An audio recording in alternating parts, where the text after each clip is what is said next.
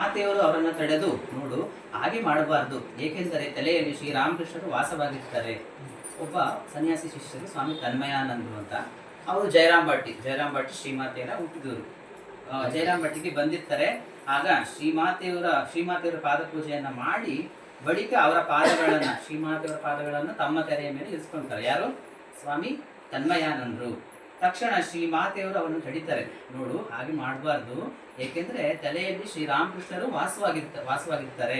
ಅವರು ಸಾಕ್ಷಾತ್ ಭಗವಂತ ಶಿರಸ್ಸಿನಲ್ಲಿರುವಂತಹ ಸಹಸ್ರಾರ ಕಮಲದಲ್ಲಿ ಕುಳಿತುಕೊಂಡಿದ್ದಾರೆ ಅಂತ ಶ್ರೀಮಾತೆಯವರು ಹೇಳ್ತಾರೆ. ಕೂಡಲೇ ಸ್ವಾಮಿ ತನ್ಮಯಾನಂದರು ಪ್ರಶ್ನಿಸಿದರು, ಅಮ್ಮ, ಶ್ರೀರಾಮಕೃಷ್ಣರು ಸ್ವಯಂ ಭಗವಂತನಾದರೆ ನೀವ್ಯಾರು ಅಂತ ಪ್ರಶ್ನೆ ಮಾಡ್ತಾರೆ.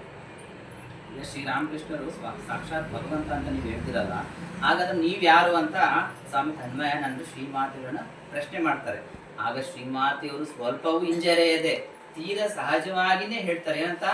ನಾನಿನ್ಯಾರು? ನಾನು ಕೂಡ ಭಗವತಿನೇ. ನಾನು ಭಗವತಿ ಅಂದ್ರೆ ಯಾರು? ಸಾಕ್ಷಾತ್ ಜಗನ್ಮಾತೆ ಎನ್ನುವ ವಿಷಯವನ್ನ ನಾವು ಗಮನಿಸ್ತೇವೆ. ಹಿಂದೆ ಕೊಯ್ಯಲ್ಪಾರದಲ್ಲಿ ಶ್ರೀಮಾತೆಯವರು ಶ್ರೀರಾಮಕೃಷ್ಣರ ಭಾವಚಿತ್ರವನ್ನು ಪ್ರತಿಷ್ಠಾಪಿಸಿದಾಗ ಅದರ ಜೊತೆಗೆ ತಮ್ಮ ಭಾವಚಿತ್ರವನ್ನೇ ಇಟ್ಟು ಪೂಜೆ ಮಾಡಿದ ಸಂದರ್ಭ ಕೂಡ ನಮ್ಮ ನೆನಪಿಗೆ ಬರುವಂತಿದೆ. ನೋಡಿ, ಹಿಂದೆ ಕೊಯ್ಯಲ್ಪಾರ ಅನ್ನುವಂಥ ಜಾಗ ಅದು ಇವತ್ತಿಗೂ ಇದೆ. ಅಲ್ಲಿ ಜಗದಾಂಬ ಆಶ್ರಮ ಅಂತ ಮಾಡಿದ್ದಾರೆ ಇವತ್ತು. ಅಲ್ಲಿ ಶ್ರೀಮಾತೆಯವರು ಶ್ರೀರಾಮಕೃಷ್ಣ ಭಾವಚಿತ್ರವನ್ನು ಪ್ರತಿಷ್ಠಾಪನೆ ಮಾಡ್ತಾರೆ. ಅದರ ಜೊತೆಗೆ ಶ್ರೀಮಾತೆಯವರು ತಮ್ಮ ಭಾವಚಿತ್ರವನ್ನು ಸಹ ಇಟ್ಟು ಪೂಜೆ ಮಾಡುವಂಥ ಸಂದರ್ಭವನ್ನು ನಾವು ಗಮನಿಸ್ಬೋದು.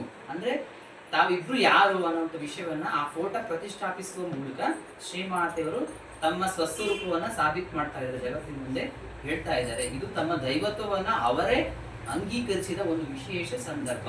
ಇದು ಶ್ರೀಮಾತೆಯವರು ತಮ್ಮ ದೈವತ್ವವನ್ನ ಅವರೇ ಅಂಗೀಕರಿಸಿದಂಥ ವಿಶೇಷ ಸಂದರ್ಭ ಅಂತ ನಾವು ಹೇಳ್ಬೋದು. ನಾನು ಒಂದು 3-4 ದಿವಸ ಹಿಂದೆ